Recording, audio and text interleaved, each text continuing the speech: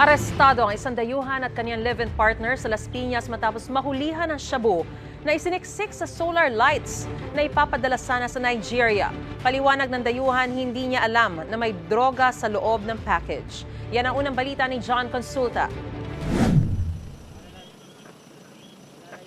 Sa bahaging ito ng Las Piñas na harang ng NBI Special Task Force ang sasakyang ito na may package na may lamang umanong droga. Inaresto ang isang Nigerian at kanyang live-in partner. This is yours. Yes, sir. Someone asked me to send it to Nigeria. Nang buksan ang kahon, tumambad ang ilang piraso ng solar lights at nang buksan ang loob, bumungad na ang itim na plastic na isiniksik sa loob.